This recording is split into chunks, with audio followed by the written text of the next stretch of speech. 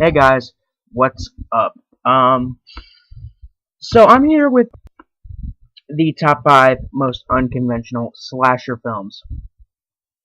Now, when I say unconventional, I when I say unconventional, I don't mean like a film that's different because the killer's wearing the mask or something.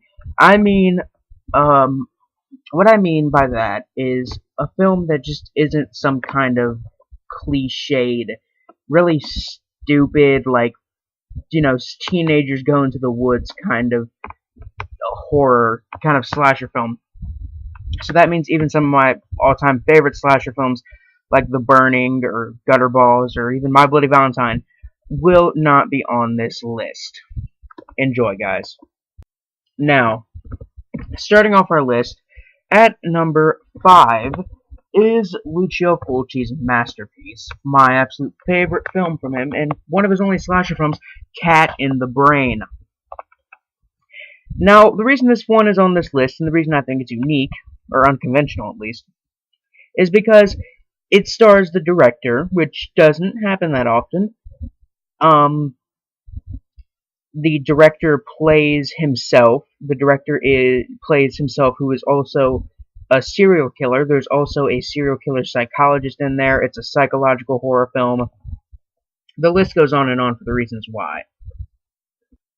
At number 4 on our list, we have the remake of the classic exploitation slasher film, Maniac. This one starring Elijah Wood. Now, while the original Maniac is somewhat of a conventional slasher film, I don't think it's as conventional as, the average. But with this one is definitely a lot more unconventional. It's a lot more psychological. The lighting is really good. The acting is top-notch. And it's just really, really, it's just a really, really good movie. There's nothing too,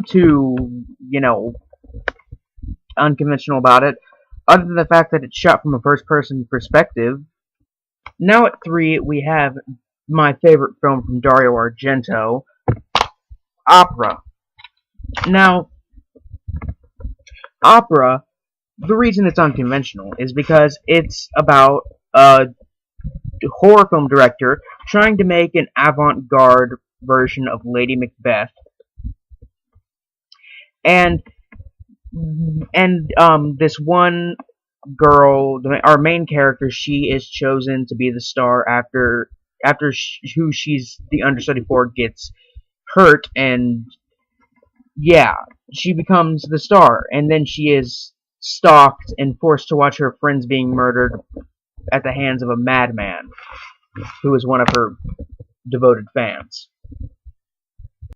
Now at number 2, we have Behind the Mask, The Rise of Leslie Vernon. Probably the most, well, not the most, but one of the most unconventional slasher films ever made, considering the fact that it's basically a modern version of the film Man Bites Dog, a camera crew following around a serial killer as he goes through his routine of how he's planning to choose victims. And while towards the end it does become a bit of a cliched, stupid teenager massacre kind of film, throughout the rest of it, it's just really, really cool. And at number 1, and I know a lot of people are going to disagree with me on this one, considering that even I kind of consider The Rise of Leslie Vernon to be a bit more unconventional than this one. But when I think of a slasher film that is completely away from the norm, I think of Dario Argento's Suspiria. Now, at first I didn't really like Suspiria, and I've got to admit, it's grown on me quite a bit.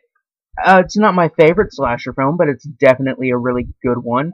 It's unconventional, it's unique, it has great music, great atmosphere, the lighting is fantastic, the acting is pretty good, the effects are amazing, it's just really awesome.